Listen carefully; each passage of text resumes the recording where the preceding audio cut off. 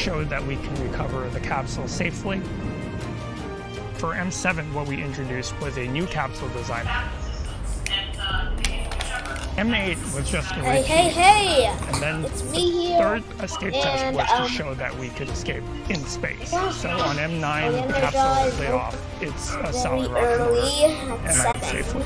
M9 and M13, we are flying payload missions for customers, giving us even more and more confidence in the capability of the new ship. Not live, so. 13 was a perfect flight, preparing for the M14. So, if you can hear me, That will activate, in case there's something wrong, the rocket will activate and propel the crew away and we land had safely. problems We talked because about the parachutes. There are 3 parachutes. We've designed the vehicle to land it with only one of those parachutes open. But that is just a start. Every valve on the vehicle, every mechanism, every battery, every sensor, every wire, every flight computer, everything on the vehicle has a backup, and in some cases, multiple backups. An incredibly redundant vehicle. Last question for you. Would you put your kids on board? I'm not doing screen sharing anymore. We set out to design this vehicle for anybody, not professional astronauts, anybody with very little training. Putting it here. And that is a very hard problem. I totally forgot that there was a timer. Yes, we have succeeded, and I would put my own kids on that vehicle. No. One day, summer vacation in space. Thank you, Gary. Appreciate the insights. I look forward to seeing you back here later on in the show, and we'll get a lot more input from Gary Like, the architect of New Shepard. And with that, let's take a breather, check out New Shepard on the pad as we take closer to first human flight. I'm just gonna put it here. And that is New Shepard, everybody. New Shepard. You're wondering why I sound horrible today. You're wondering, I did brush my teeth and I did wash my face, I guess. Well, I'm just very tired. But anyways, I'm the early bird, and early birds are the best when they wake up early. Or are they?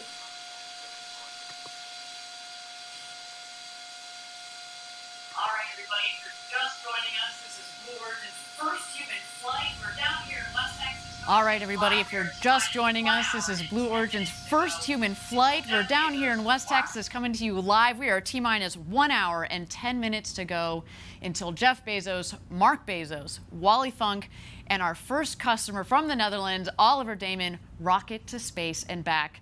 The excitement is palpable down here at Launch Site 1 in West Texas. But I want to keep things moving for you, so why don't we take a closer look at the aforementioned astronauts, the Bezos brothers, Jeff and Mark. No, they're about to show you the video about Jeff and Mark. It changes you. It changes your relationship with this planet. When Jeff asks Mark It's to go to space with him. I want to go on this flight because it's a thing I've wanted Jeff to do all my was, life.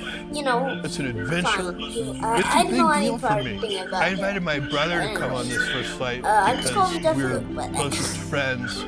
I really want you to come with I me. deserve Would it. you? Are you serious? I am. I think it would be meaningful. Well, anyways, Have my brother there. yeah. I wasn't even expecting let's him to talk say that he was going to be about on the first flight. And then when he asked me to go along, I was just awestruck. Seriously? If you're willing, if you want to. God. Yeah. What a remarkable opportunity, not only to have this adventure, but to be able to do it with my best friend. I love you. I love you too.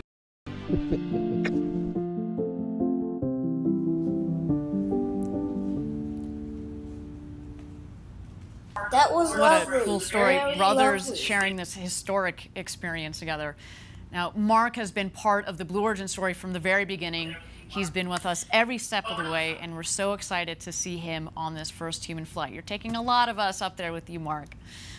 But we're not stopping there. Second human flight and beyond are already in the works. And, you know, since the auction on June 12th, I've had the good pleasure of speaking on the phone with many of the participants from the auction who now have been quickly filling up seats for the next several launches. Sales are open, everybody. If you're interested, send us an email at astronauts@blueorigin.com. And we're planning 2 more flights this year, and as we said, many more to come in the years following. Folks, this is an authentic rocket ride. You're in the crew capsule, launching 100 kilometers up over the Kármán line, the internationally recognized line of space, and safely back to Earth. And what a crew capsule it is. Let's take a look. For your once-in-a-lifetime journey, you will travel past the boundaries of Earth's atmosphere and into outer space. Featuring windows that comprise 1/3 of the capsule's surface structure, the largest windows ever in space, you'll have a view of the curve of the planet and the vast darkness of the cosmos. Every detail of the capsule has been precision engineered for your safety and comfort, with reclining seats specifically designed to absorb the impact of landing and an escape motor that can safely propel the capsule from the booster rocket. As you all know, At this the is apex of your flight, you'll NS-16. experience weightlessness. Look. Unbuckling from your seat, you're free the to look I explore want. different perspectives But from each window before your return I to Earth took hard to begins. work on it. This is the beginning of a revolution in space travel, thought I could and make Blue this Origin larger, is going but to take you there. unfortunately, Blue Origin has a sign on the left side for what's going to happen in the launch, so I couldn't. So yeah, our crew Yeah. capsule is pretty sweet, And very now we're spacious. about to I should note that that crew capsule has 10 times the volume that Alan Shepard had on his flight to space. And of course, you notice those big, beautiful windows in comparison to poor Alan, who just had essentially a little porthole to look out of. Our astronauts today are going to get an amazing view. You know, today, as we mentioned, is just the first of many flights to come on New Shepard for that capsule. And let me tell you, as somebody who was at the recent live auction for the very first seat on today's rocket, people want to fly to space. We had nearly 7,600 people from 159 countries registered to bid, huge global interest. And it was just incredible to be in the room when the winning bid was called at $28 million. All that money went to Blue Origin's Club for the Future. It was truly a stunning day for which we are extremely grateful and extremely humbled. Now, for those of you that are less familiar with our Club for the Future, you might ask, what is Club? Club for the Future's mission is to inspire younger generations to pursue career in STEM and to help invent the future of life in space. The club and its collaborators are doing this in many ways, like sending student postcards to space on New Shepard and back, sending them, posted them, flown in space, of course. They've also been establishing space-focused curricula and providing access to space on Blue Origin rockets.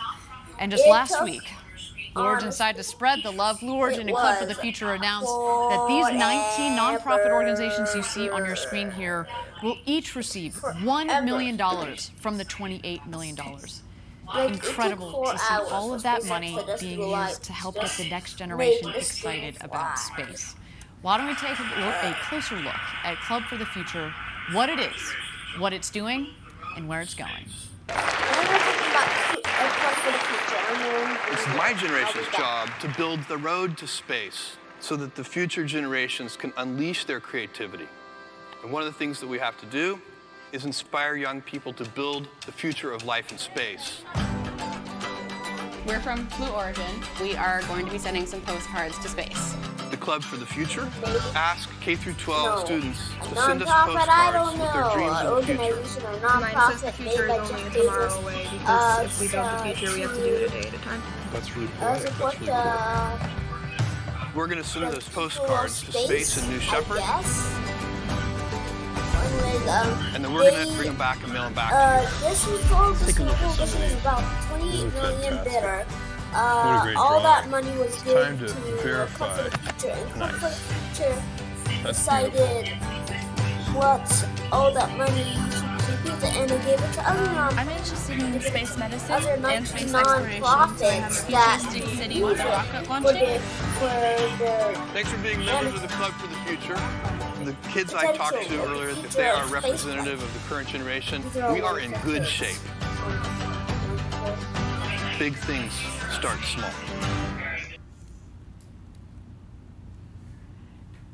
Let me tell you, the Yes, future of I'm space actually is very in very good excited hands. for Guys, the we're building the plan. road to The first space, open but the journey on it launch. is going to be I'm yours. actually thinking And there are a that lot of brilliant kids out there, so might please keep up the great work, New guys. Gun might launch on With that, why don't we take a 2022. breather, check out New Shepard on the pad as she Even gets though ready they're not for really good at first keeping human their launch flight. dates, they are kind of good. It's starting to get a little sunny there at site, and I guess they're just trying to leave us a view. But anyway, they don't want. So, New Shepard, like they always say, was designed. Oh, this vehicle. Oh, as you can see on the fin, it says 4. What does that mean? That is the 4th version of New Shepard. So New Shepard 1 was basically the one that just entered its life. All right, thank you again, everybody, for joining us live from West Texas. We're here at just 1 hour and 2 minutes to go until launch. We are quickly approaching our first live glimpse of today's astronauts. They're going through their final preparations with crew member 7 before exiting the training center and heading out to the launch pad in their Rivian truck. And now, crew member 7 is a role that gets its name from the New Shepard program. Though today's flight features 4 astronauts, future flights will take use of all 6 seats in the crew capsule. And crew member 7 is just that, the 7th member of each astronaut crew. Now, it's a 2-person role, and here's some footage, in fact, of Kevin Sprague and Sarah Knights, our current crew member 7s. We'll have that for you in a second here. So Sarah and Kevin don't go to space themselves, but they're critical team members that stay with the crew every step of the way, I'm wrong. including as voice of mission control to the astronauts during the flight. So it's basically like they're in the capsule with our crew. And you're going to hear on today's flight, Sarah as Capcom, or capsule communicator. And as I mentioned earlier, I've gone through astronaut experience training, and I can tell you the crew member 7 roles are essential. Kevin and Sarah met me as well as the rest of the crew that I had during training the evening that we arrived in El Paso, Texas, and we were in great hands, in their incredibly competent hands from the beginning to the end of our journey down here in Texas. So a special thank you to Kevin and Sarah for holding it all together for our astronauts. Now I want to introduce you to another critical member of our Team Blue, Audrey Powers. In her new role as the Vice President of Mission and Flight Operations, she recently joined us here at the desk for a chat about what it's like to arrive at this very special moment. Audrey, it's so great to have you here. You've been so important to the development of the company and this rocket, and I can only imagine. How are you feeling today? I'm feeling very, very excited. Yeah? We had an amazing flight readiness review yesterday, and the team is just so pumped. Awesome. Yeah. Well, so this is not the first time our viewers have met you. On the last flight, you were one of our, what we call astronauts, spelled ASTRONOTS. Yes. What was that experience like going through the training and being one of the astronauts? Well, I was actually there working. I was not just having fun. Right. We know I was going through the training to really see how it had progressed over time. A number of us did a review of the training early on, and I'll say that our training has reached such a really great spot for the astronauts. Our human factors team has provided a lot of input. Our Team 7 team has spent so much time really focusing on what is important for them to first safely get through the experience and then just really enjoy their time up there. So it was vetting the entire experience and making sure that we cover the right aspects of it. Right. So I also got to be an astronaut, but I didn't get to do the next kind of critical step, which is getting inside of the capsule on top of the rocket when it's fully fueled, fully loaded, like we did during our last launch and last webcast. You were one of 2. You and Gary Lai went in there. What was that like when you went in there and the hatch was closed? What is that feeling like? Yeah, the entire tower operation of astronaut load was just a very sensory experience. And we walked through the sequence a couple days in advance just to rehearse everything, all of the movements. But on launch day, we got out of the cars and we're standing at the bottom of the tower, and you could hear the vehicle venting. And when you looked at it, there was frost coming off the side like you see sometimes in movies. And it's just this overwhelming sense of this thing that is waiting to launch, and we're kind of holding it up, you know? Right. So there was a great sense of urgency that didn't exist on the days that we rehearsed it. And when we got up and finally ingressed and strapped into our seat, there were a lot of things. It was very mechanical because of the training that we had gone through in the simulator. And we sat down and strapped in, and it wasn't until then that you're waiting for the crew to do the checks and empty out the cabin of the various equipment that you kind of look out and you realize like how high up you are, where you are. Yeah, and you could feel the vehicle swaying a little bit on the launch mount, like that rocket is ready to launch. And when it closed, I remember thinking before, like, oh, I'm going to have all these clever things to say to Gary, you know, because we've worked together for so long. And, like, I couldn't think of anything. It was just like, I want to go so badly, you know? Like, can you lock the hatch from the inside? We were wondering if you guys were going to do a little stowaway situation. Sorry, there are cameras. I know. You. Yeah. So it was just this really rich sensory experience being in there from all angles. Yeah. Well, so... you are now head of New Shepard Flight and Mission Ops. Mm-hmm. What does it feel like this day that we're actually putting people on board and we're closing the hatch and we're keeping the people in the capsule to go to space and back? What does that feel like? Well, we've spent, in recent weeks, we've finalized a years-long effort called our Human Flight Certification Plan.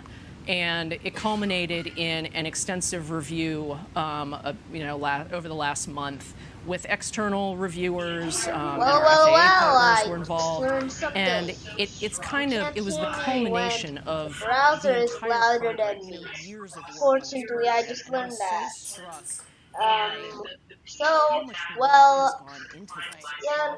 Let's get to my final goodbyes. I'll be back soon. The people in that room kind of finalizing all of these check boxes, it was just an overwhelming sense of the history that we had collected of this program. And I was so, before I came to this position in New Shepard, I supported New Shepard, and I knew the hard work that was going on in this program, but I have been so struck by just the professionalism and the bias for action and just the critical thinking that everyone on this program puts in. And I have been awestruck by people that I have been working with for years. I mean, I knew what great work they did, but being part of it and part of this team, I'm so honored that they wanted me in this position, and then I'm participating in this now. Yeah. Well, Audrey, to you and to your team, to the whole Blue Origin team, thank you for all of your hard work. We cannot wait to see the launch, and Godspeed, New Shepard. Thank you. I can't wait to see it either. Audrey offers such great insight. Yes. Godspeed, New Shepard. I hope Blue Origin is successful. An incredible impact on space legislation and policy in some major ways, as well as a major impact on Blue Origin. So thank you to Audrey. She's kind of busy today, so we're very proud to have had her on stage just a couple of days ago. All right, we're at T-minus 55 minutes to go until launch. Let's go ahead and check out New Shepard as she gets ready for her flight today to space and back with our first human flight crew.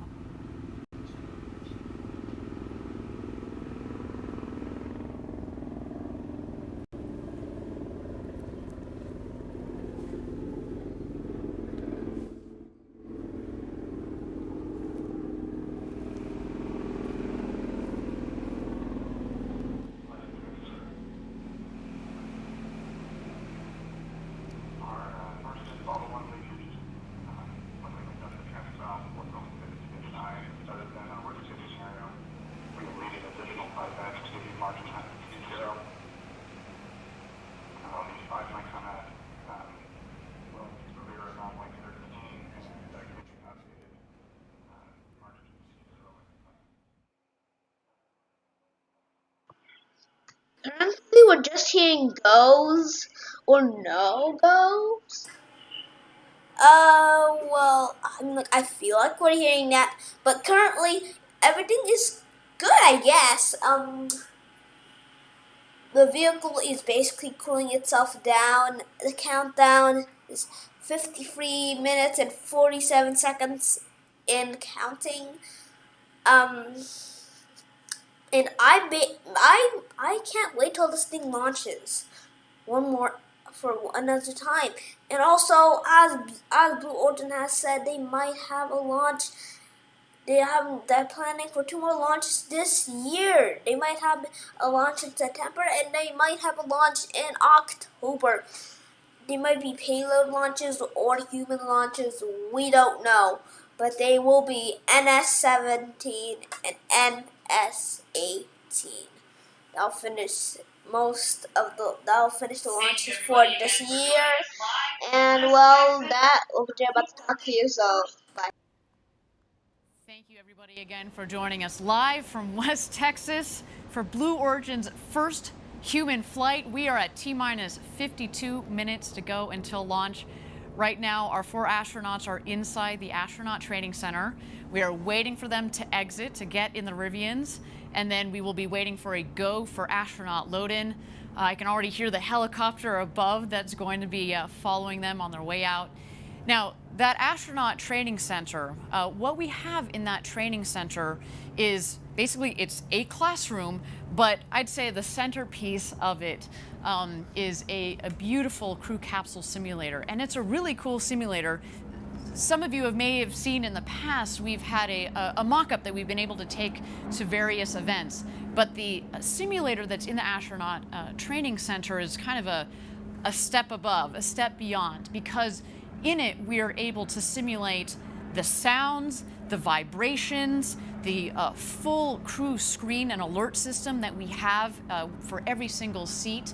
And so during the training, you spend a lot of time, of course, with crew member 7, understanding the general New Shepard system, all of the procedures, ingress, egress, and getting to know the Blue Origin team, but you do spend a lot of time in that crew capsule.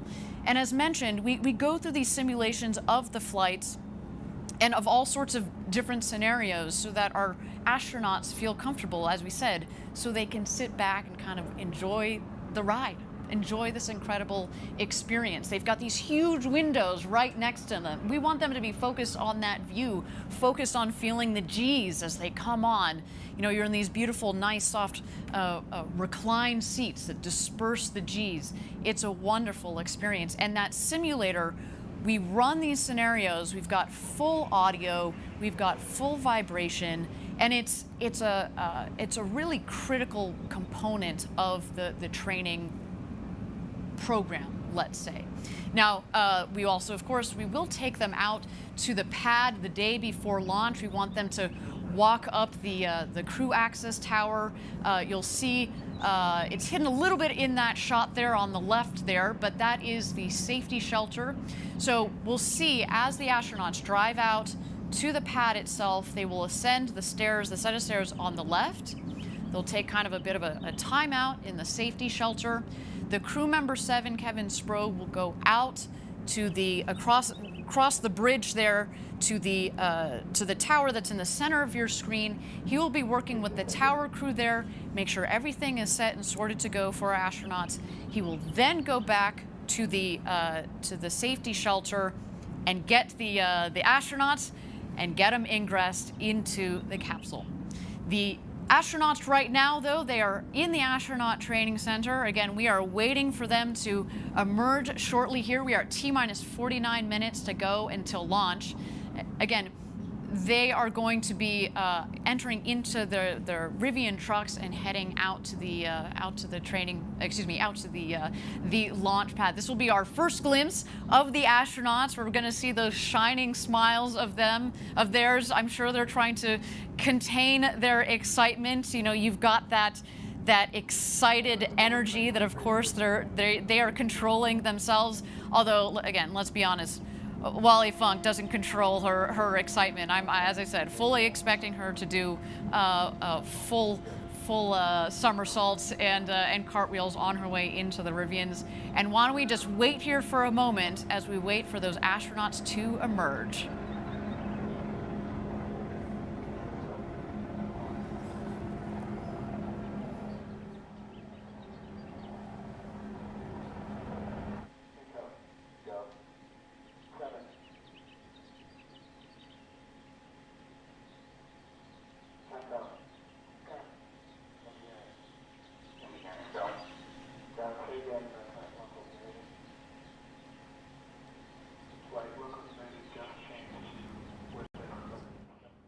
you again, everybody, for joining us live for New Shepard's first human flight. We are waiting for our astronauts to emerge from the astronaut training center. I do hear voices at one time, but that is more goes, and goes. As you can hear, that is more goes and at the launch site. As you can hear, and also it is 48 minutes. Also, I do not like this view, so in the next live stream, there will also be an updated look. Let's see my next live stream.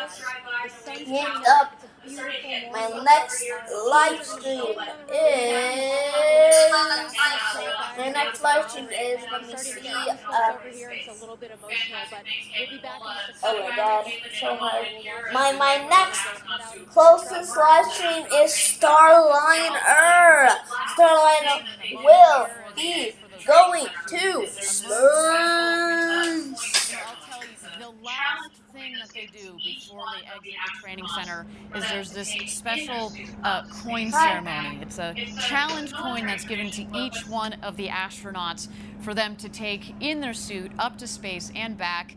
It's a military tradition, but it really makes you feel like you are part of a team, and what a team to be part of, what a crew to be part of.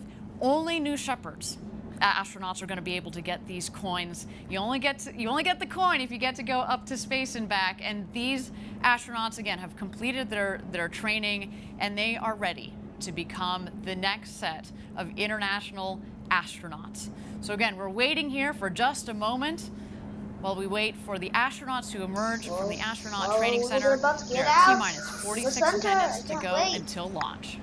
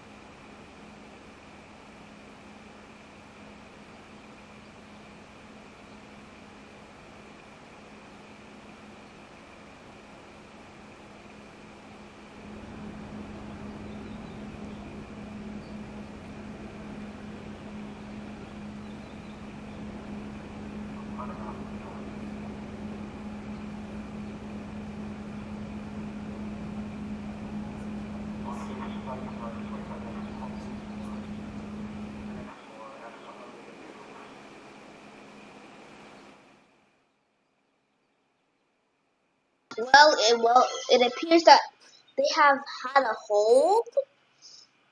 It looks like it's a mistake, or it is actually real, but they have had a hold, at least in the countdown, by 45 minutes. But maybe because thing happened, or maybe a person was too late to come out. Well, they're probably going to announce it in just a few minutes, so I'll let you go.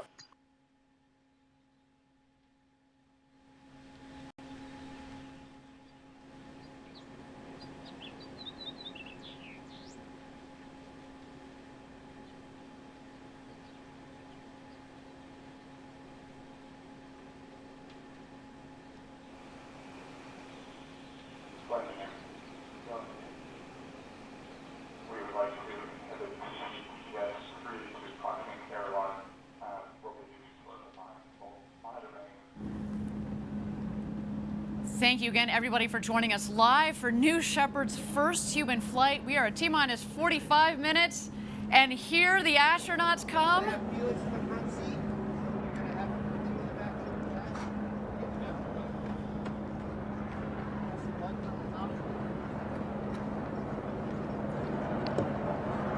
There you see Jeff Bezos in the foreground, Oliver Damon stepping into the Rivian. Crew member 7, Kevin Sprague, there on the right. As well as Wally Funk. What a moment for her. At the age of 82, she will become the oldest astronaut to have ever flown into space.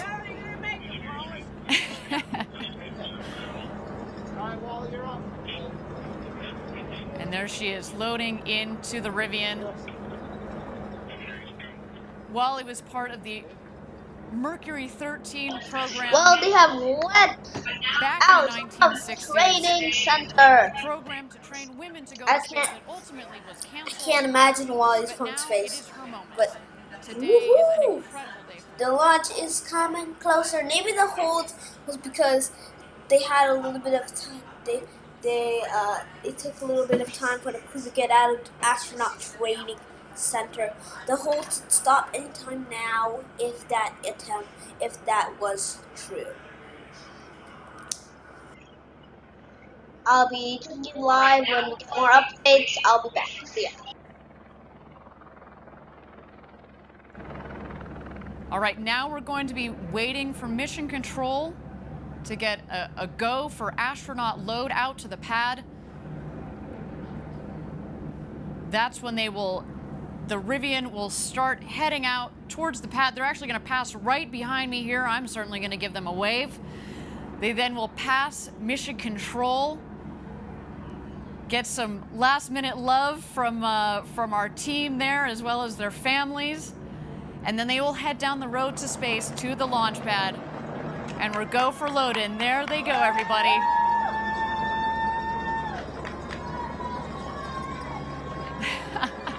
What a moment. You can probably hear our team already losing it down here. We are super excited. And there they are. High fives from everybody. What an incredible moment. They're coming over here just behind my right shoulder.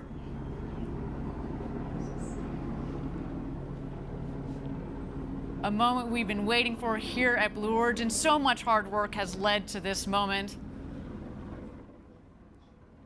They are going to roll space. The Bezos brothers, Oliver Damon, they're going to space. Heading out to the launch pad. There they go. See you guys. Yes, that was what the hold was for. They had to wait for an astronaut. There was a little bit of time. They had to wait for the astronaut to just a couple yards to my left here. Exit the astronaut training center and get down the road to space. But this the road to space. New Glenn already has the road to space. So this is not the official one, but anyways, this is technically a road, right? Well, they are going down the road to space, as they keep saying. As they head down the road to space. I'm gonna let you listen to her more. Now, while we watch them travel down that road to space, they've got just a couple of moments. It's a long 2-mile road there. We've got a couple of moments. Why don't we meet aviation icon Wally Funk? You're in zero gravity for 4 minutes. You come back down. We land gently on the desert surface. We open the hatch and you step outside. What's the first thing you say? I will say, honey, that was the best thing that ever happened to me. I've been flying forever, and I have 19,600 flying hours. I have taught over 3,000 people to fly, private, commercial, instrument, flight engineer, airline transport, gliding, everything that the FAA has, I've got the license for. And I can outrun you. Back in the 60s, I was in the Mercury 13 program. They asked me, do you want to be an astronaut? I said, yes. They told me that I had done better and completed the work faster than any of the guys.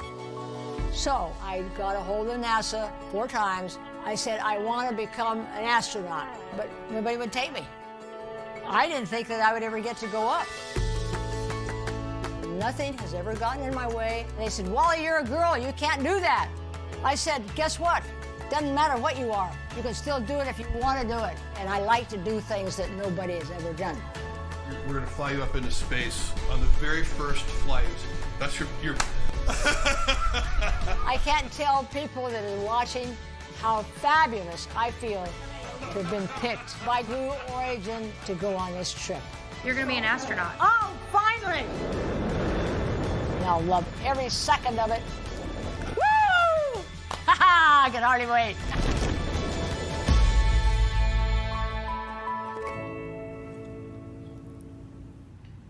We are just so thrilled and frankly honored to help Wally Funk finally realize her dream of going to space. Now, recently I was lucky enough to spend a couple of moments with her right here at the desk. Why don't we take a look?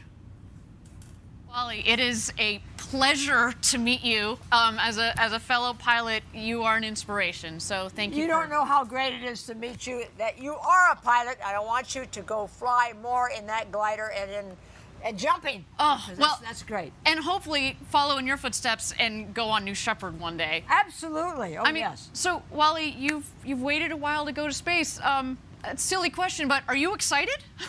No, not at all. Of course. Since I got on the airplane and I got to fly the airplane and get here and meet all of you, this is so fantastic. What do you on launch day? What do you think is going to be the most exciting thing? What are you looking forward to the most? Lift off, climb, undo, and be able to move around in the if there's room.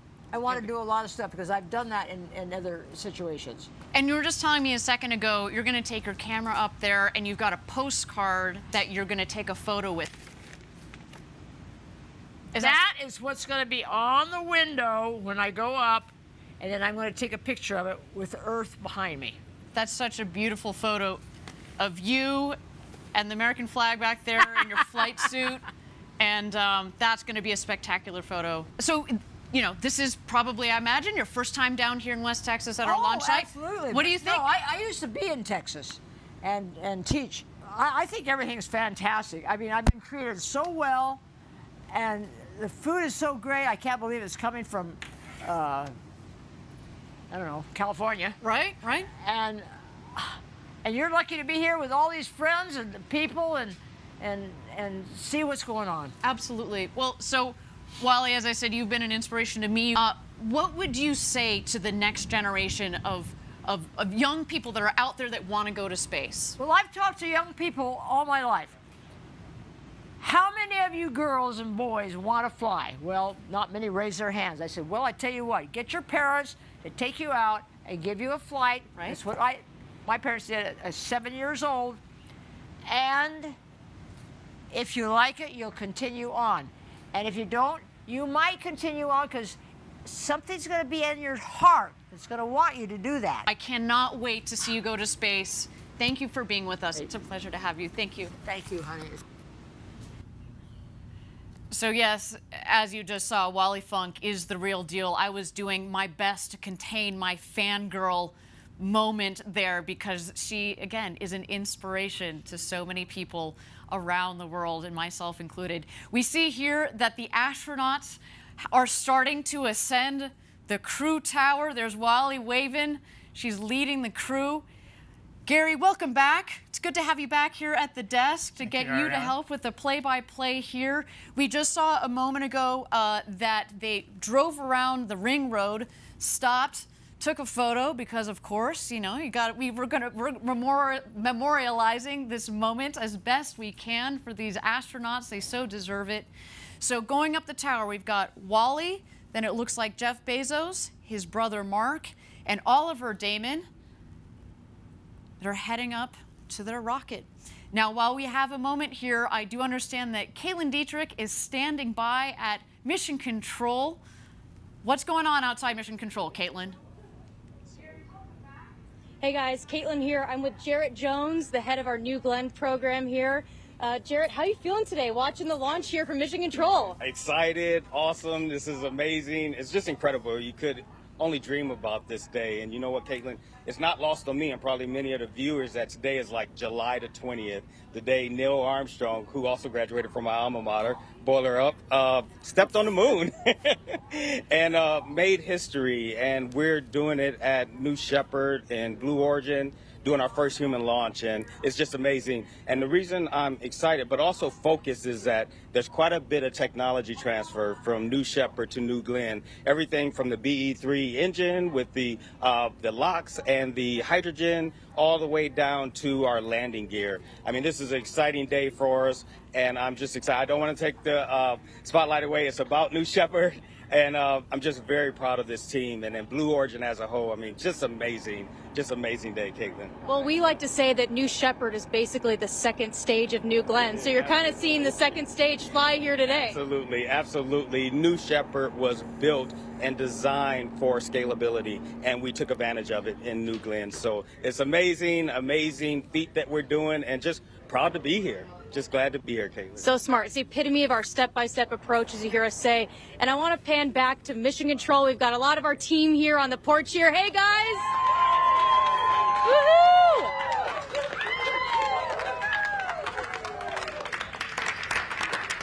We are so excited. We saw the astronauts fly by here just a second ago. And right in that room is some of the world's most brilliant engineers flying this rocket today. And I don't know about you, but I'm starting to get a little bit emotional. So back to you, Ariane, and we'll see you after launch. Woohoo! Woohoo!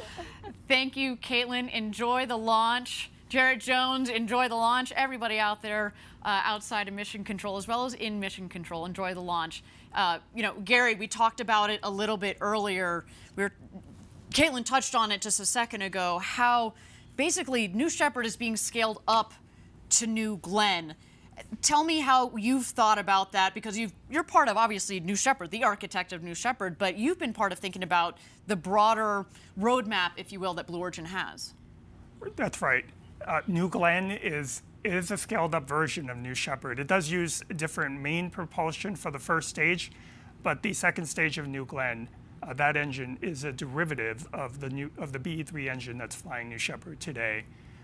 And the techniques for vertical landing, which we perfected with the New Shepard vehicle, are going to be applied to the New Glenn vehicle. We have very high confidence that the very first launch of New Glenn will stick that landing on the ship. We would not have that confidence without the New Shepard program. Absolutely, absolutely. And Jarrett Jones, again, who leads that entire New Glenn program, he has a big job, but he's gotten a lot of help. He's kind of gotten this catapulted help from the development and now the operations and flight of New Shepard. I should note that New Glenn will also carry humans one day. We build all of our programs from the very beginning with the intent to put people on board. And talking about astronauts and people, we just saw them enter into the astronaut safety shelter. I would like to highlight one thing, which is, Wally was saying that she could outrun you. She was the first up those stairs and first in the astronaut shelter. So no lie, that Wally Funk, she's got quite a bit of energy. She can actually outrun you. She means literally. That it's a typo, that she's actually 28, because again, that woman. All right. Gary, why don't you tell us a little bit about what's happening in the shelter? Because we should remind our viewers that on the last flight that we had, we basically did a full-up rehearsal of what we're doing right now. You were part of that astronaut crew that we had. What happens in the shelter? So the shelter has two main functions. It's a shelter in case of some kind of emergency. If they need to evacuate the capsule very quickly, they can go across the bridge only about 75 feet and be in this shelter very fast. It is fireproof. It can handle a whole set of anomalies that might happen with the rocket. You see those blue tanks against the wall? The shelter has its own air breathing supply in case of a fire outside. It also has communications. They can talk directly to Capcom from there. Right now, they are just waiting for the go-ahead from the pad crew that is preparing the capsule to start astronaut load. Fantastic. And you see there in the foreground, in the black suit, that is Kevin Sprogge, our crew member 7. as well as Wally Funk, seated on the left, soon to become the oldest person to have ever flown in space. Then, going clockwise here, Oliver Damon, soon to be the youngest person to have ever flown in space at the age of 18. He comes to us from the Netherlands. A special shout out to our international viewers, especially those in the Netherlands. Hello, everybody. You should be very proud of your countrymen there. Then we have, of course, Mark Bezos, brother to Jeff Bezos, our founder, in the cowboy hat. He is a true Texan at heart. You know, we call it the ranch down here. We like to incorporate that into a lot of what we do and the spirit that we have down here at our launch site 1. All right, they are leaving the. They are leaving the shelter. Let's watch as they prepare to cross the bridge.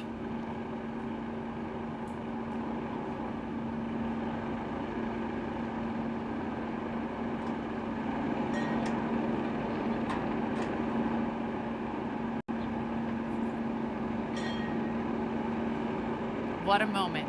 Jeff Bezos. Mark Bezos. Wally Funk. And Oliver Damon. Ring the ceremonial bell. Making some noise on their way to get into the crew capsule. Kevin, the crew member 7 that you see there in the black suit, he is now going to help them ingress, get into the capsule, get situated in their seats, and of course help them get buckled into their harnesses and go through any final safety checks before closing the hatch. I mean, we should note though, Gary and I have both been through the astronaut training experience. It's a 5-point harness. By the time you're done with training, you can do that upside down, backwards with your eyes closed, inside and out. I mean, you definitely understand how that works, and you're going to need to, because when we come back, when you get back into your seat from 0G, that's very important. Let's watch here as they cross the gantry, taking some final photos. We've got our photographer there, Felix Koons, a brilliant photographer who's taken those beautiful shots of the crew that we saw earlier. And there they go, into the crew capsule. Gary, do you want to talk about the hosing and the piping that you see going into the hatch? So that is just a cabin environmental control system. While it's on the pad, before we seal the hatch, we want to make sure the air is fresh and air conditioned in there. That hose will be removed, obviously, during hatch closure. And so what they're doing now is just one by one entering the cabin and getting fastened, and then they will go through a series of comm checks with Capcom. Fantastic. There's Wally Funk in seat number 3 there. Oliver getting situated in seat number 1. I'm starting to shake a little bit. Not only, again, have we practiced this, and not only on the last flight did we have a full astronaut rehearsal like this, but it's different. We've done, again, 15 consecutive missions to get to this point. But it's so much different when you put people on board. But again, so much testing, so much design, so much thought, and incredibly well-trained Blue Origin team that's supporting these astronauts, our first crew. They are entering the capsule. I'm really scared and I'm shaking. Like anything can happen. Close the hatch. Anything can happen. That is the mission control. Anything can happen. And I'm just really freaking scared. And Sarah Knights. I'll be back when it's near the launch time.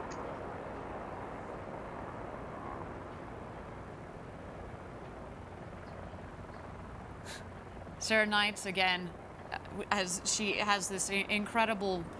I have you loud and clear, 7. How me?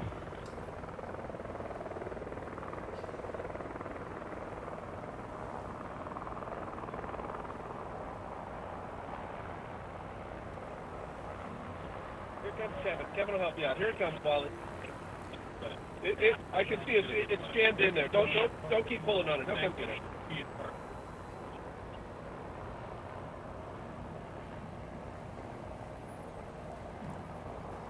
So again, we've got Capcom's Sarah Knight. She's one of our crew member 7 on the left.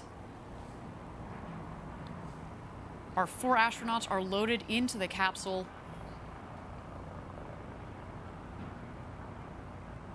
There is Wally Funk in her seat,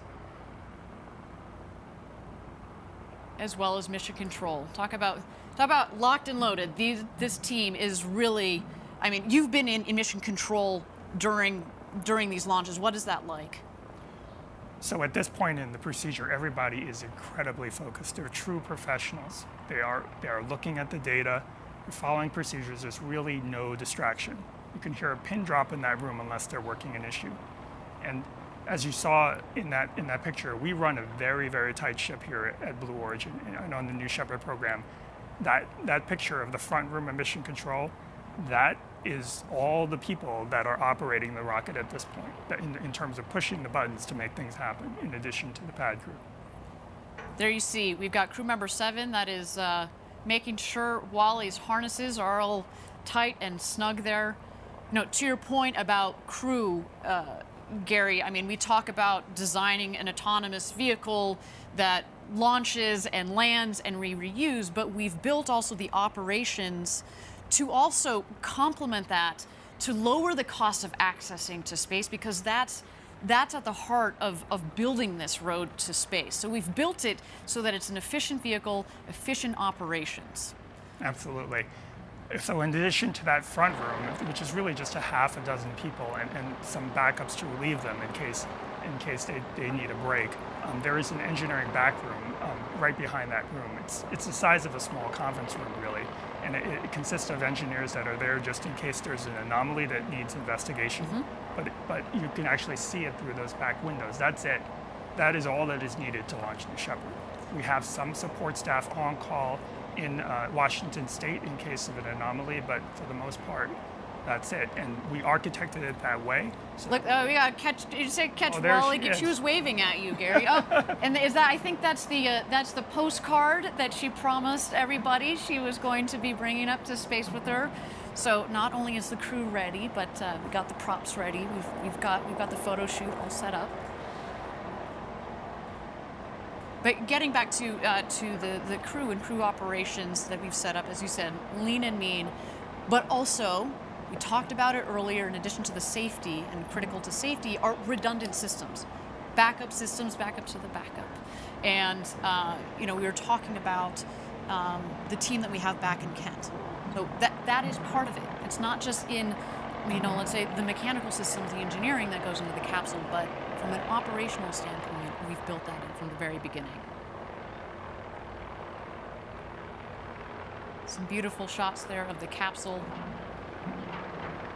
So the window with the white square there, that is Wally Funk. To the left, that is Mark Bezos, Jeff Bezos' brother. And in fact, to the left of him, a little harder to see off of that other window, that will be Jeff Bezos. And Oliver Damon on the other side of the hatch, he's also harnessed in, ready to go to space, ready to become the youngest person to have ever flown in space. Again, he comes from the Netherlands. So beautiful. Again, as we talked about at Blue Origin, we really want to open up this experience to the world, and it's so wonderful that he is not just representing the next generation, but also more flags as we fly to space. Standing by here from Capcom. New Shepard, this is Blue Origin Mission Control. Good morning, astronauts, and welcome aboard the RSS First Step. Let's get things started with a comm check. Astronaut Oliver, how do you read? Blue Control, astronaut Oliver, loud and clear. Copy. Astronaut Wally, how do you read me? Wally, push the button and answer. How do you push the button until you can hear you're good? Oh, boy, that's clear. Copy, Astronaut Wally. Astronaut Demo. Blue Control, this is Astronaut Demo. I have you loud and clear. Copy. Astronaut Bezos. Blue Control Bezos, I reach you loud and clear. Thanks for everything, Sarah. We appreciate it. It's my honor and my pleasure. All right, astronauts, we are at T-minus 21 minutes and counting. As we proceed, I'll keep you updated. For now, just sit back and relax. Fantastic, and there you heard it. All 4 astronauts are ready to go to space. They just had a quick comms check with Sarah Knight on Capcom, one of our crew member 7 there. You heard all 4 astronauts are jazzed. You know, Wally there was, I'm sure she's a bit distracted again. We've said this before. She has waited over 60 years from the days that she was part of the Mercury 13 program to go to space. That program to get women into space was canceled. But you know what? She is canceled no more, everybody. She is going to space. Such an honor to be able to help her realize this dream of going to space after so long. What a moment, what a woman that really personifies perseverance and pushing through it. All right, and here we go. We are closing the hatch. Gary, do you want to talk a little about what happens when you close the hatch? Obviously, it's a pressurized vehicle. What does that mean with regards to closing the hatch there?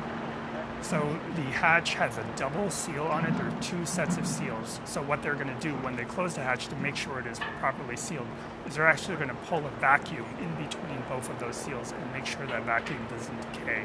And that checks the integrity of both seals. Fantastic. Now, I understand that we've got Caitlin Dietrich again on the ground. We've got an update from her. Caitlin, what's going on? She's almost ready. So let's hold off on just a moment for our update from Caitlin Dietrich.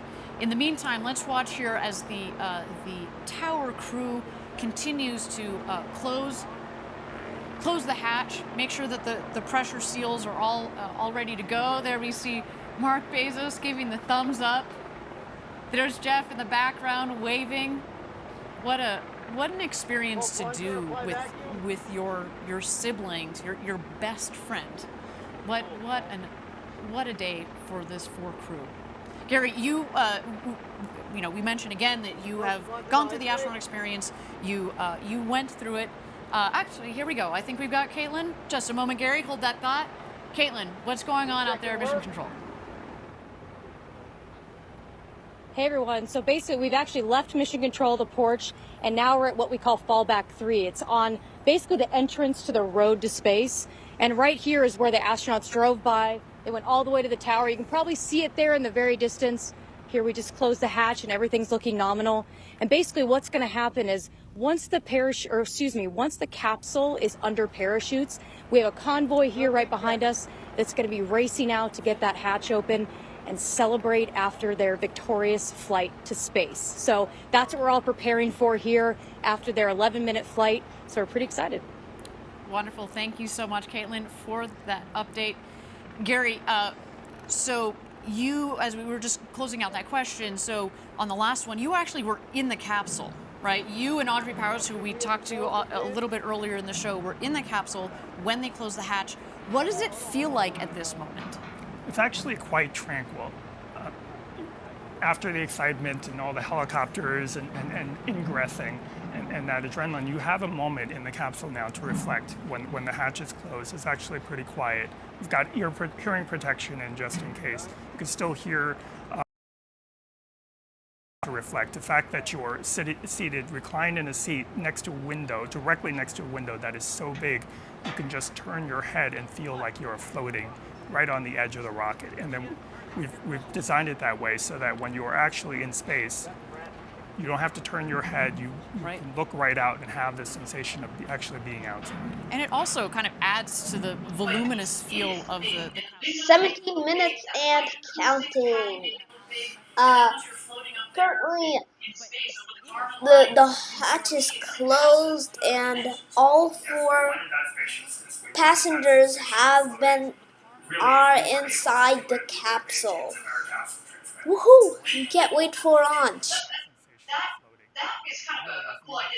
Do it, we would have made the entire capsule transparent.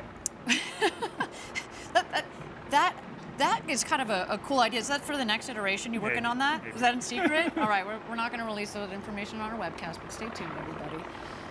All right, we're going to toss it back to Capcom. I understand that we've got a special message from Christina Bezos, sister to Jeff and Mark Bezos.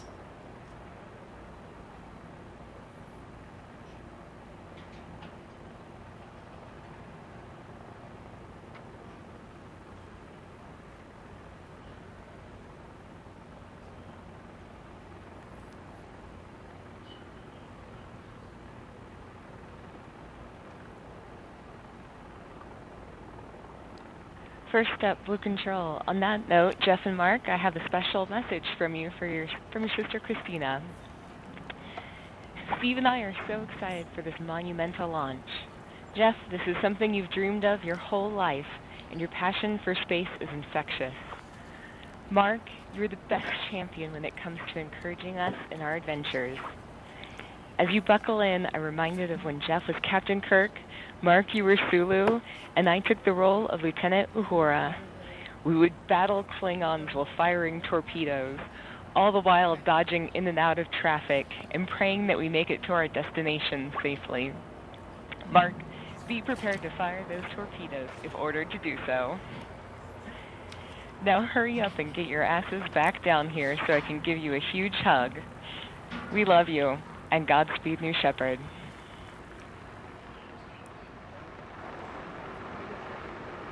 And there it is, beautiful message from Christina.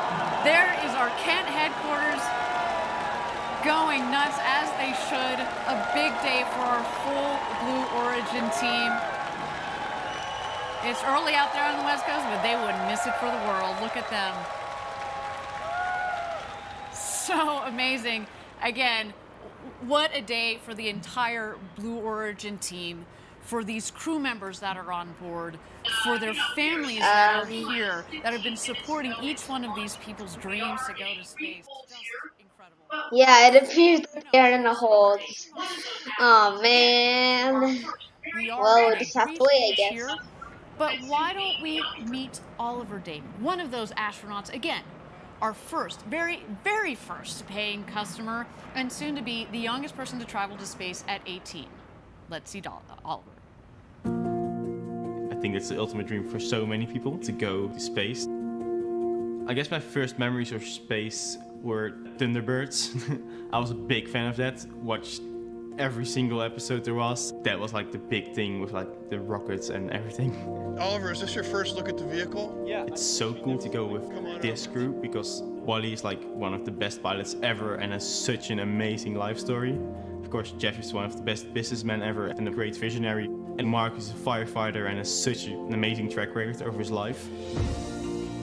I feel a responsibility because I'm the youngest in space, and to get more people interested in space, and not even just space, but science, would be such an opportunity for me to do.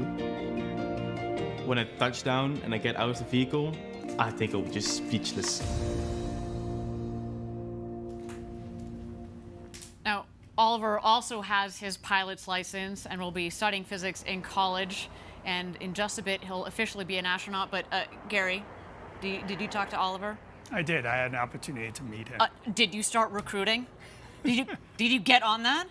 What are you doing sitting here? Come on, man. We were like that guy. Not only is he going to study physics, but also innovation. So we can only imagine what is in store for Oliver in the years to come. But I can tell you what is in store for him in the next couple of minutes here. He is going to go to space over the Kármán line, up 100 kilometers up the internationally recognized line of space, and he is going to come back a freshly minted astronaut. Cannot wait for that. Now, we are at T-minus 15 minutes to go until launch. We are in a brief hold here, and while we're in a hold, why don't we turn it over to New Shepard and watch the rocket as she gets ready to take these 4 astronauts to space and back.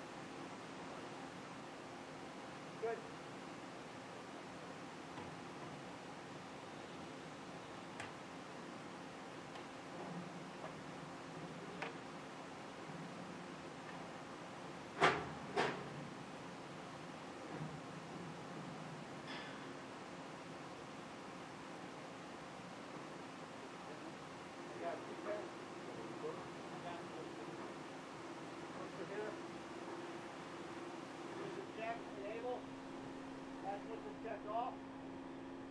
We're not fucking this up today.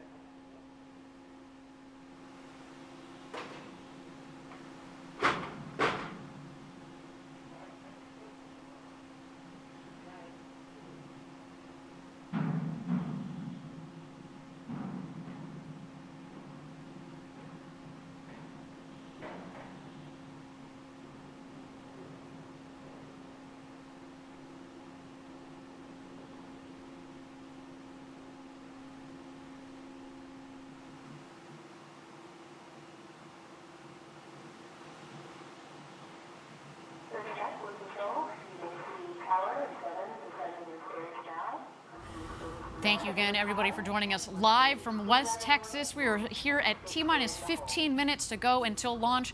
We are in a brief hold. We've got our astronauts that are loaded into the capsule. You saw there just a moment ago, we had Oliver Damon on the left, in the left window.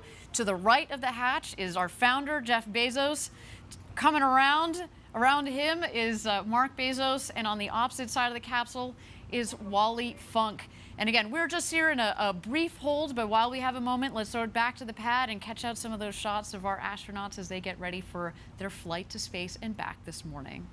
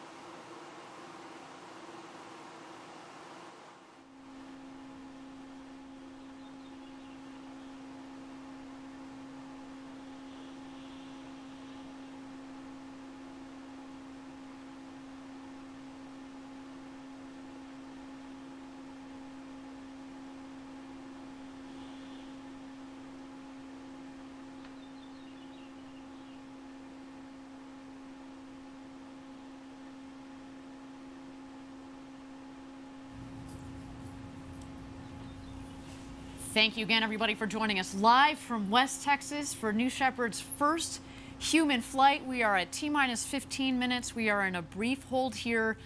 This is okay. I mean, to say, Gary, you can appreciate this. We spent years designing this rocket, months and months designing the mission. And if we need to take a couple of minutes more to make sure that the team is aligned, that we're all set and sorted, that our astronauts are happy, that the weather both on the ground and up aloft is within green zones, then we're going to do that. How do you guys think about holds when you're in mission control? What is happening right now? There's really two kinds of holds. There might be a hold while they investigate an anomaly, and very often that is not the case, though. There are sometimes holds just to catch up in the timeline.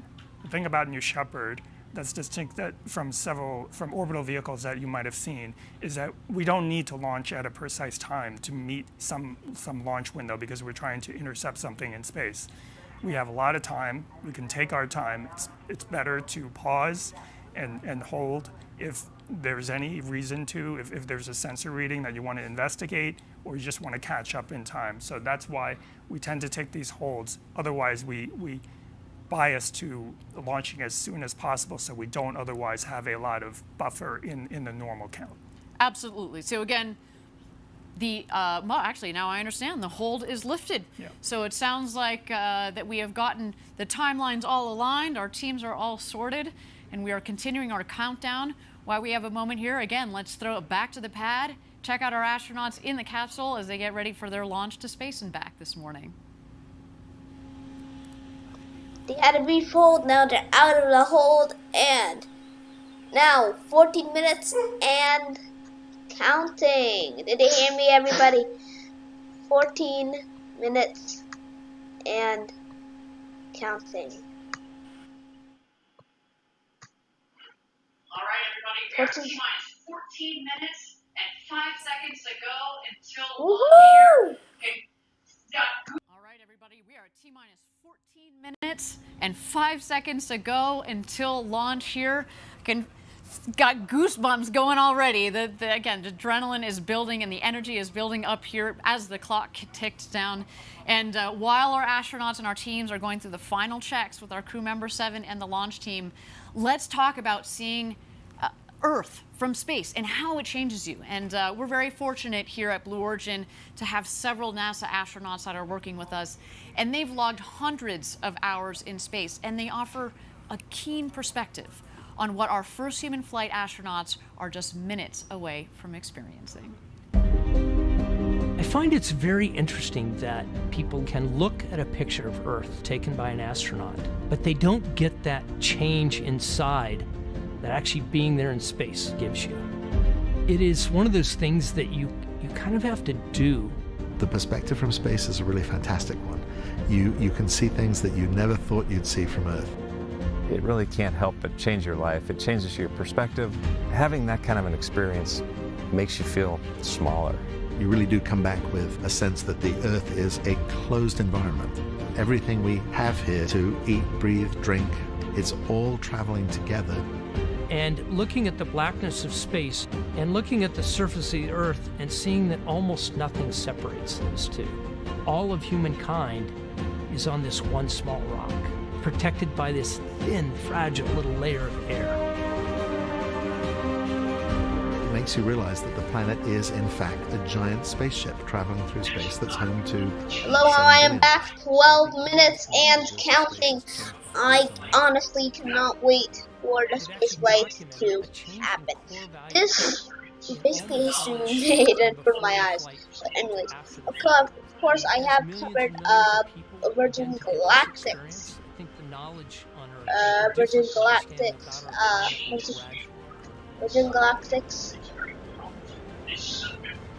launch. And that was also history being made. I also have to feel that this spaceflight also history. Incredible stuff. I hope one day I get to experience that. You know, obviously the poor people that are on top of that rocket are about to do that. Gary, do you want to talk a little bit I honestly can't wait. Okay, they're about to show you. So, about this. Gary, do you want to talk to us a little bit about today's flight profile, how they're getting up to space over the Kármán line and back home down here to West Texas? Absolutely. So T-minus 0 is the time that we... Actually, Gary, if you don't mind standing by, I understand that we are ready for our go, no-go poll. No. This is the flight director. New Shepard is go for launch. Booster, commence similar count. Wilco flight. Controllers, drop UHF voice.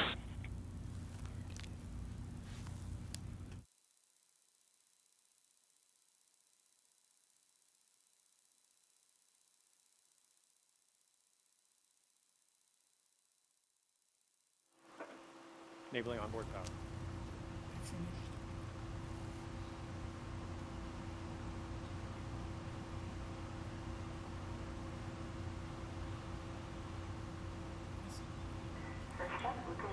All right, thank you everybody for joining us again. Sorry about that. So we got so caught up in the flight profile and the perspectives from our NASA astronauts. We just caught the tail end there of the go no go poll. But I'm hearing that we're looking good for flight today. So let's get back into that flight profile, Gary, that you're telling us about here. Again, how are they getting up to space, over the Kármán line, the internationally recognized line of space, and then back down here to Earth in West Texas? Okay, so T-minus 0 is actually not the point of liftoff. It's when we send the command to start the engine. It lifts off about 7 seconds later. It will ascend for about 2.5 minutes and then shut off. It goes through what we call MECO, main engine cutoff. About 20 seconds after that, the capsule will separate, and that's when the fastened seatbelt light on their panels will turn off, and they'll be able to float around the capsule for 3 to 4 minutes. During that time, both vehicles are still ascending, and they will ascend above 100 kilometers. The Kármán line today, we're We're headed for about 105, 106 9 minutes and counting. And This is then launch. start This their is descent. launch site 1 West capsule, Texas. the booster will Blue actually Origin's re-enter first first. version It's of more New aerodynamic. Shepard. Before I it wonder if hits it's the the capsule or the atmosphere, booster it deploys will launch wedge fins mission on top and to stabilize it, and NS-16 then uses those crew aft to fins space. to steer back Right now it's 8 over the minutes pad. and counting. Just over the pad, 8 about minutes 20,000 and feet 53 above, it seconds. deploys drag And brakes it to will slow it continue down, unless and then there is restarts its another engine yet seconds another before hold. hitting I the hope ground we to don't get slow another itself hold. down to Jesus a Christ, soft don't let landing. that happen. But Landing anyways, legs will come we out are just seconds live before landing. It and might are do one or about two to see a maneuvers to make momentous sure that it's occasion over that happen pad, right and then it will here push down at softly. launch site 1 Meanwhile, the West capsule Texas. Of will course, I'm not continue its actually flight. there Astronauts will because strap back basically in there's no before public viewing hitting the areas. atmosphere, NASA get back in their has seats. got They'll hit access to thrusters that get will there, but of stabilize course I don't have any capsule just to cameras, prevent it so from and rocking too I much, basically and then don't know how to parachutes will connect the deploy camera about to 10,000 my feet above the computer ground. First drogues will because fire my and those camera will is extract basically the mains. outdated. And then But finally, anyways, a landing will occur this on is a cushion NS-16 of and air, we can't which wait. will And fire as you see, just about 6 feet now off the ground. it is 8 minutes and 4 seconds. Fantastic, 8 minutes and 3 seconds. we've mentioned this before on and previous 8 webcasts minutes that left. And now it's 7 the dirt minutes down and here, it's like counting. talcum powder. We It can't wait for goes this event everywhere, to and so when we have that happen. air Of course, cushion, I just forgot that you can't hear me. But anyway, what I said is 7 minutes and counting. This is from launch site 1 West Texas. Blue Origin's New Shepard version 4 will launch NS-16 crew to space. You've been waiting for this day for 17 years since you joined Blue Origin. What are you feeling right now, Gary? It's still hard to believe that it's actually here. I don't know if it's set in yet, but the main thing I'm feeling is I'm thinking about the entire team, past and present, the hundreds and hundreds of people that have worked on the New Shepard program, and what this must mean to them. Absolutely. It's we talked about the team here. It's a lean and mean team, obviously, but each one of those people has contributed so much to this program. It's again 7 minutes and 6 minutes and counting. Time is going fast. Well, it was very slow before. I've been live for 1 hour, and this launch is about to happen. A historic space flight.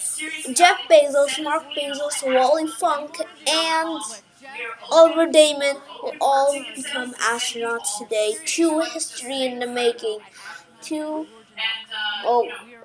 I don't know if you could give me world records, but no, you don't. But anyways, the youngest astronaut to ever go to space, and the oldest astronaut ever to go to space. Wally Funk and Oliver Damon, you are gonna get Guinness World Records today. Get home, baby. And Wally and Oliver, soon to be the oldest and the youngest astronauts who have ever flown into space.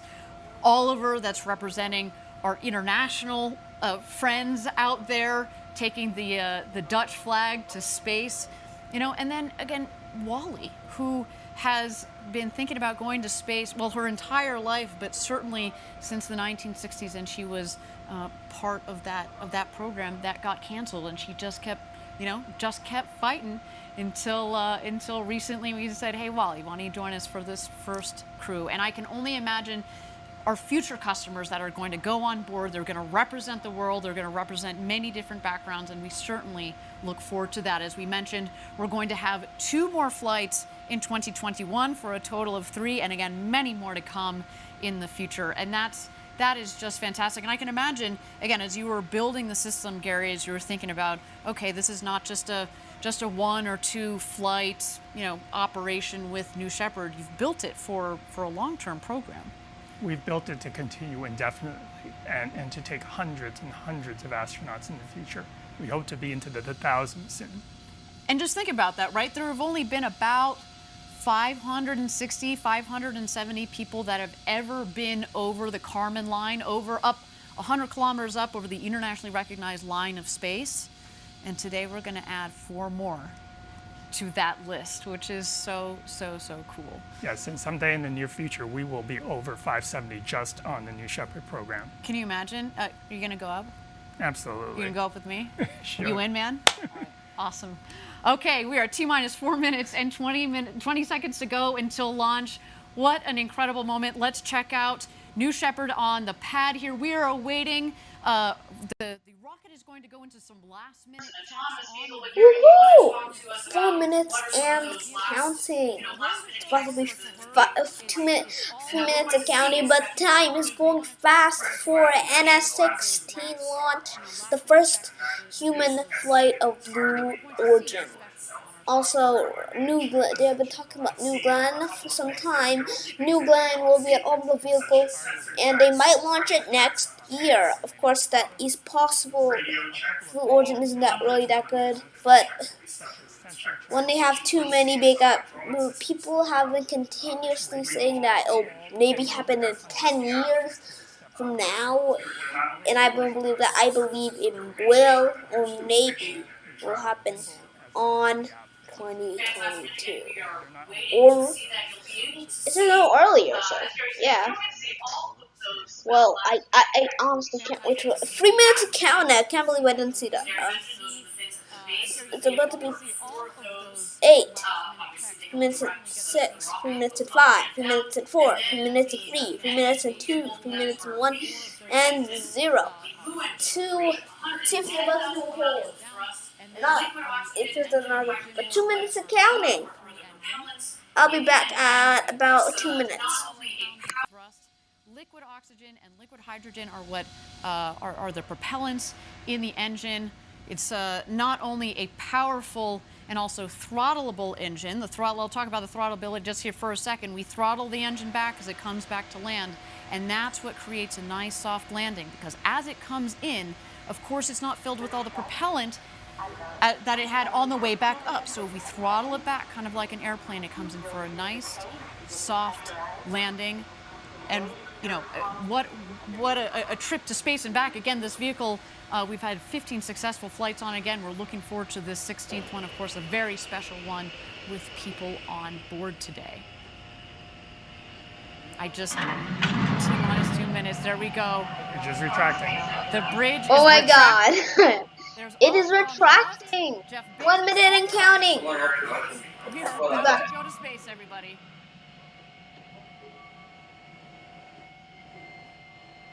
We are in auto sequence.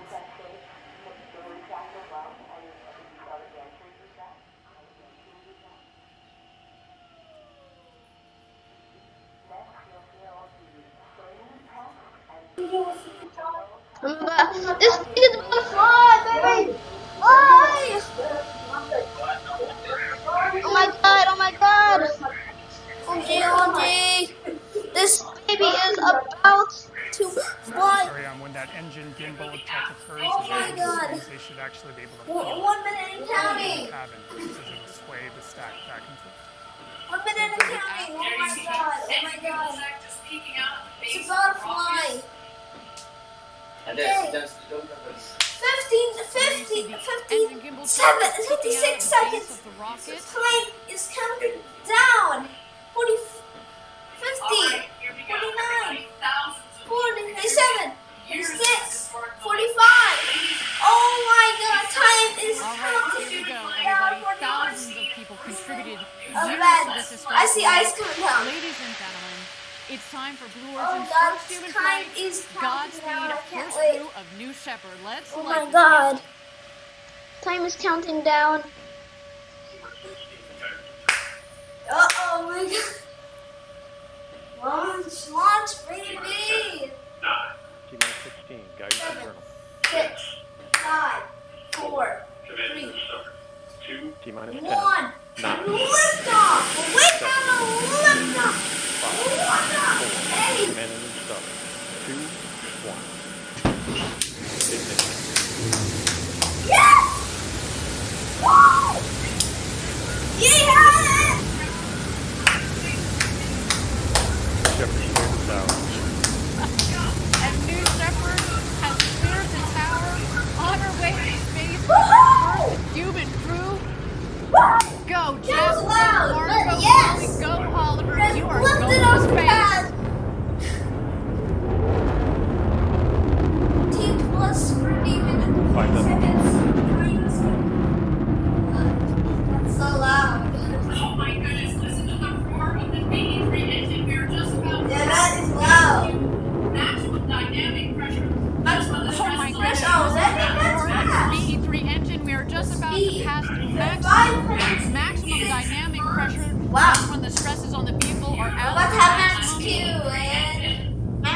cube. Max Q is confirmed. Oh my god. Liquid oxygen. Beautiful burn on Time that is BE3 going engine. fast. Clean in terms of Liquid hydrogen what comes out of it, and liquid oxygen as the propellant. It's a nice, Oh, not shit. just clean in terms of beautifully performing, but what comes out of it, it's steam, right? Engine underneath the rocket just under our shoulders, and to know To see that the, we've got green, and I don't like green. the glow of the engine underneath the rocket Oh just my under God. our shoulders, and to know that we've got a crew that is going to space. Fly, It, baby, it fly. just feels different, doesn't it, Gary? It is totally different. Sorry, I covered this study. All right, you can follow along, of basically course, the speedometer in the bottom Over left, 1,000 the miles altimeter per in hour. the middle of the They're screen going there. 2,000 miles per hour in just seconds. So 2,000 far miles per appears to hour. be a nominal flight. All right, Oh my coming up God. here on Nico, main engine cutoff. That will be followed shortly by separation. Main engine and at come that off point, All right, Separation. coming up here on Nico, main engine Oh, cutoff, that will be followed shortly Oh by separation. my And at that point, after separation, we're going to let the astronauts unbuckle and take in the freedoms of zero G. There is Nico, main engine cutoff. A beautiful shot Oh my down the God. New Shepard rocket. Okay, Look the at speed that is view. decreasing. awaiting separation here. Separation is Unreal. because the speed is going down. Awaiting separation here. Separation. Please separate. And here we are. You can Yes! start to see. Stand by. You're going to see the separation of the capsule. And from here the we booster are. You itself. can start to see. Coming down. Stand by. You're going to see No, the it's getting separation of the slower, capsule but- from the booster itself. I think. Okay, yeah, it's definitely getting slower. Zero G.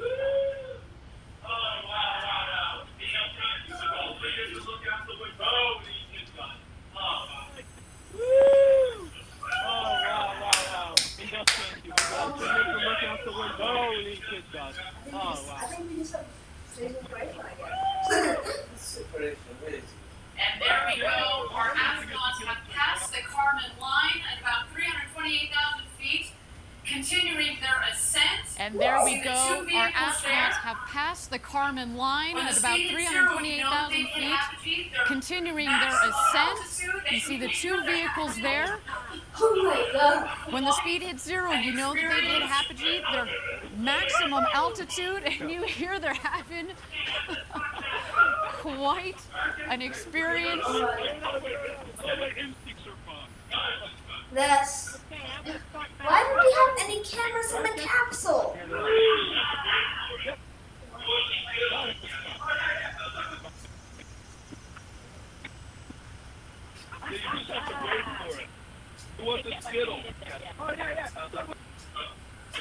Booster is coming down. Booster is coming down.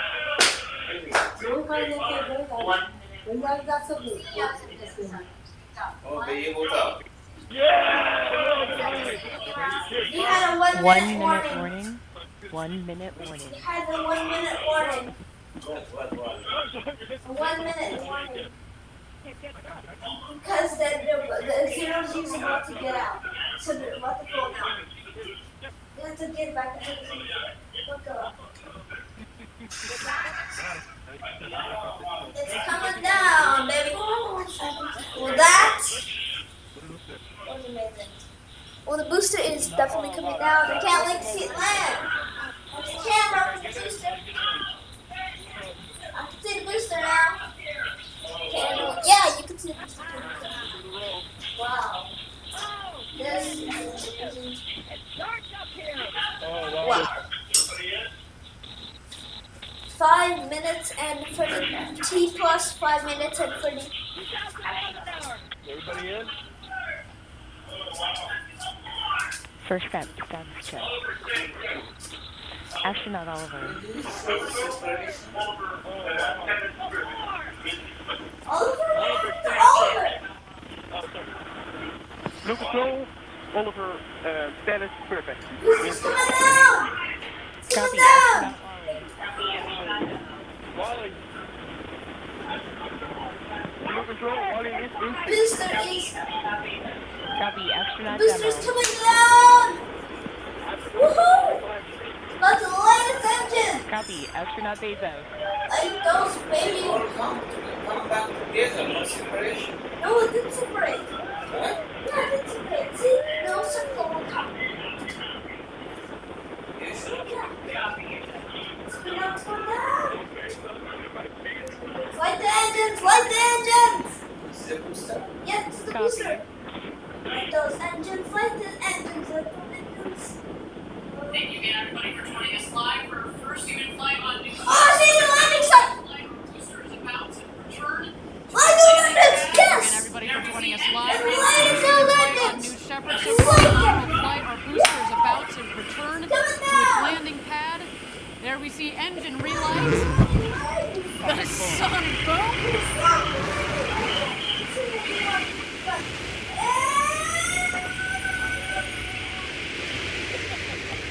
Touchdown! We had touchdown! Touchdown! A beautiful rocket. Fire! Hey, booster touchdown. Welcome back, New Shepard. A beautiful rocket that provided a beautiful flight to space. This is the capsule. First up, your booster has landed. Oh my god, that's one beautiful view of the booster. And there it is, our crew capsule with our That's one beautiful view. crew members on board. Oh my god. And there it is, our That- crew that capsule capsule's with coming down, I can our see it. 4 crew members on board. You have a very happy crew. Wait, it has to land very slowly.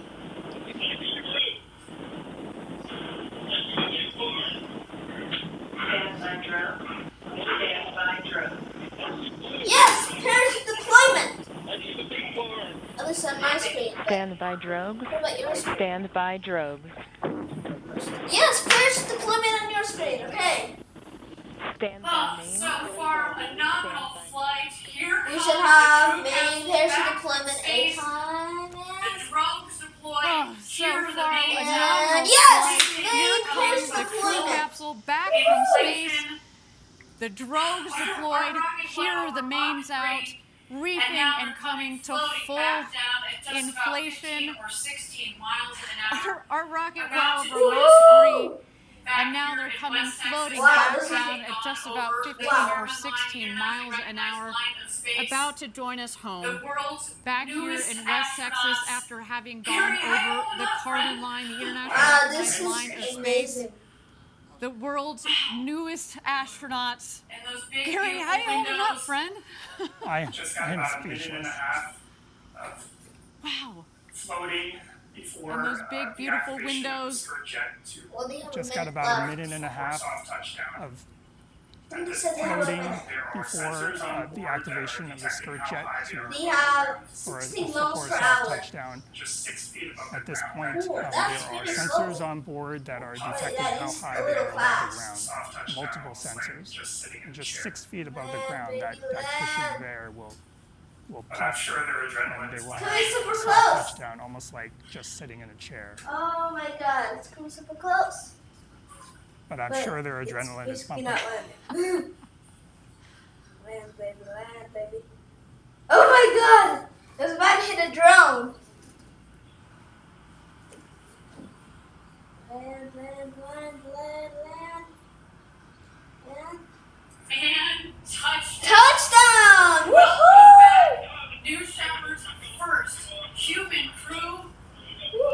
And touchdown. Touchdown! Welcome back, New Shepard's Open the hatch, first baby. human crew. Woohoo! What? What a day, what a day. What a Welcome flight. back to Earth. Woo! Congratulations to all of you. Good job, Blue Orchard. Oh, what a day, what a day. Open the hatch, Wally Funk. Open the hatch. This is exciting flight. Crew control, Oliver, thank you so much to everyone there. It was amazing. It was amazing. Copy first step. You have a very heavy Capcom here as well. Let's do a status check. Astronaut Oliver. Okay. Y'all came back successfully. Woo! Copy. Astronaut.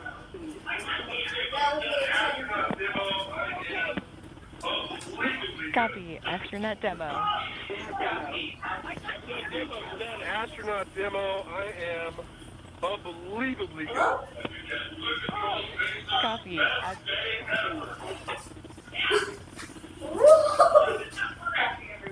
That was amazing flight. Copy, everyone.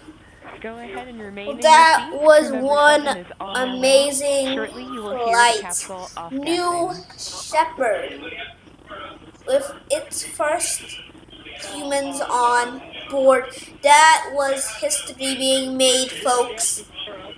Blue Origin haters, kick your butts because there's a new kid on the block.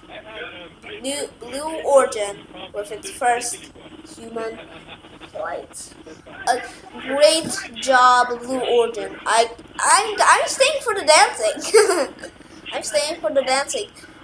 I'm staying for the dancing. I want to see everybody dance with the groupies. But anyways, 210 feet. well, I'll be back in a little. See ya. Control, please stay at the meter.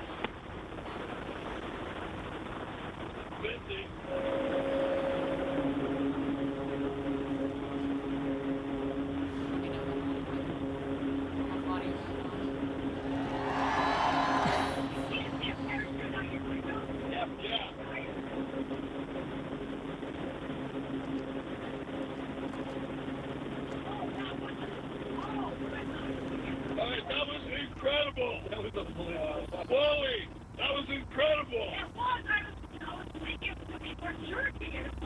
No, I was the helicopters. I was surprised at how easy 0G was. Yeah, it felt very, like, remarkably natural. It did. It's like swimming. Yeah. Yeah, it's not. It's weird. It actually feels good. It felt. There it comes. Well, what a day. You can see our That four, was the, amazing. the That was new honestly amazing. Astronauts are there on Like, board discussing their seeing them incredible so flight of a touchdown, lifetime that was up to space and amazing. back. When I first Wow. saw them get it, Our team my is now whole preparing heart stopped. I landing got safety something could go operations. wrong. The Maybe recovery people say that crew has already well, minutes ago has work, left the barn there to but go. I know they were wrong open the hatch because they can came see back them there. successfully, They're arriving and I at see the cars around capsule the in area. I Rivians. think those are You can actually also Rivians. see that Woohoo! the The first time fell Jeff is very right. close to the capsule. It means Isn't there's not driving much wind those. out there. It's a beautiful, beautiful day. But now they're about to party, Not too and I'm shabby, gonna Gary. leave What do you you with think? them. I'll be It was back picture too. perfect. Yeah. And it sounds like it landed I'll be back when they pretty start much partying. exactly where we predicted. That's how they can get to it so quickly. They start moving even before it landed based on the prediction of landing. We use weather balloons that we launched throughout the morning, and that gives us a very good idea of where it will land, which are within 1,000 feet. What you're seeing that they're doing right now is Kevin Sprague, crew member 7, is just making sure everybody is okay and gives them a thumbs up. They're also grounding the vehicle. When you go into space, you could accumulate pretty significant electric charge. That's actually why we prefer that the astronauts not get out themselves so that we can ground the vehicle of static charge, which can be quite strong. Excellent, and I think there that Kevin Sprague, our crew member 7, has given the thumbs up for all of our astronauts that are on board there. Again, Jeff Bezos, Mark Bezos, Wally Funk, and Oliver Damon. What an incredible day. You heard them on the audio. Best day ever. I mean, this is I feel like this is our best day ever, and we didn't even get to go up to space. I mean, what a day. Again, congratulations to the entire Blue team, our astronaut crew, and of course the friends and family of these incredible astronauts. They're just about to exit the capsule here. Let's wait for that moment. There you see Jeff in the window. Oh, there you are. Felix is up here. All right, guys, what we do later.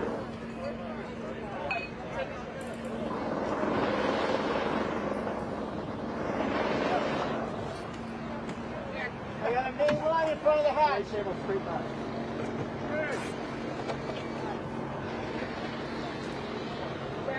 Yeah, the main parachute line in front of the hatch. Left.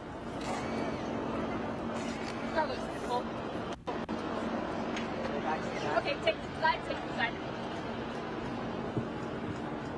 Help on the bush. They're just moving one of the main parachute lines to make sure it doesn't snag the hatch when it opens. And there's Jeff. Thumbs up.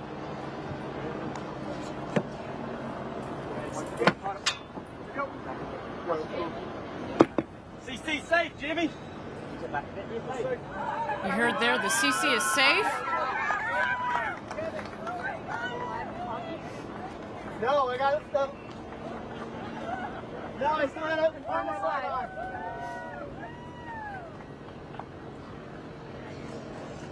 Confirm. Okay, go. You can go live. Go to the camera. Jimmy! Jimmy! Gary, the architect of New Shepard, congratulations to you, man. Congratulations. Give me a to you, hug. Ariane. This is just, ugh. What a day. Again, thank you everybody for joining us live for our first human flight of New Shepard. Our 4 astronauts went to space and back, topping over 350,000 feet, well over 100 kilometers. They've come back down safely. We're just waiting here for egress. Our crew is going to get out of the capsule and meet their families back here on the ground. Of course, their families that have provided so much support since they were little kids and dreamt of this to this day and this moment. Let me know when everybody's there. Mar and Mary. Get in here, Mar. All right, Caitlin, you ready? Family, are we ready?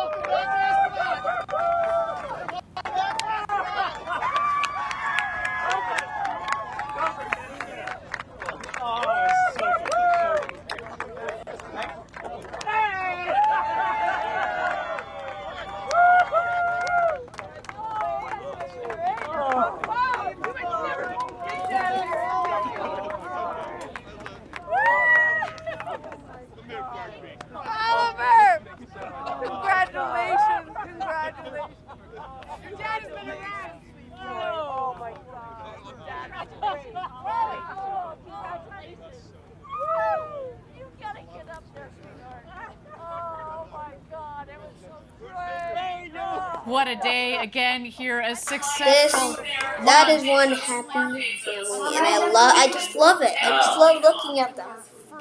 Those are one happy family. So that is one happy group.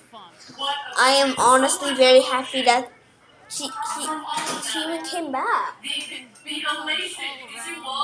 This is amazing. This is heartwarming. I love this. From all of them. The elation. Did you see Wally? Did you see Wally when she came out? You know this. I told you she was probably going to do a summer, cartwheel as she came out of that capsule. What an incredible, incredible day. Let's just capture a couple more moments of this. Again, space flight. So much engineering, so much objective, hard engineering, technical thought that goes into it. But when you put people on board, there's such an incredible emotional component to this. The time, the effort, the blood, sweat, and tears, you know this better than anybody else. Again, congratulations, Gary. Thank you, Ariane. And congratulations to the entire Blue Origin team. This might have looked easy today. It was anything but easy. To design a vehicle like this that is so safe that anybody can get on board. From Wally Funk, who today became the world's oldest astronaut at 82, to Oliver Damon, who became the world's youngest astronaut at 18. He joined us from the Netherlands. Again, big shout out to our viewers in the Netherlands. Congratulations. You should be very, very, very proud of your countrymen. I mean, again, and representing the next generation of people that are going to go into space. I mean, I can't wait to see what Oliver does with his future. I can only imagine. You heard him in the video. You know, he just wants to spread the love, spread the message. I can't wait to hear their impressions of the view from up there. And in fact, I hear in just a moment we hope to be getting a couple of impressions from our astronauts. We'll stand by for that there. You see, this is literally heartwarming. I love this. This is amazing. Amazing, heartwarming. Other executives, of course. I love the best thing about going to space. And it's champagne time, everybody. Okay, that made up. To me it is. The best thing about going to space is because there's so many families. It's the only proper way to end the space flight. Exactly, the only proper way to end the space flight. The champagne shower. And man, that is, let me just tell you, that is the beginning of the celebrations. There is a lot more to come. We are, again, not just the crew and the families, but everybody at Blue Origin who has made the historic day That's not the best thing possible. about going to space. That's okay. That's just my opinion. Honestly, that's the best thing. I just... Oh, there's a well, big from Jeff. I knew there was going to be a bar on the side, but luckily, it was able to be seen. A beautiful moment there. Wally Funk. That was today. For a woman the oldest who astronaut was denied an opportunity to go to space in the 60s. She had to wait till the 2020s, but man, it was worth the wait. There you see the Bezos brothers hugging it out. Oliver Damon, you saw him earlier giving his father a big hug. And I love it. What a moment. You saw the first hug when Jeff came out of the capsule to his mother Jackie, followed by his father Mike. I mean, I don't want to talk more. Again, what a day. Or, what a day. You know, to the thousands and thousands of members of Team Blue you contributed to today as well. I know you were all hugging it out back in Kent, Washington at our headquarters near Seattle, sending you guys a lot of love from down here in West Texas. What a moment. It was being made, but this Blue Origin shows the love. Kindness and blood and sweat and tears put into this vehicle.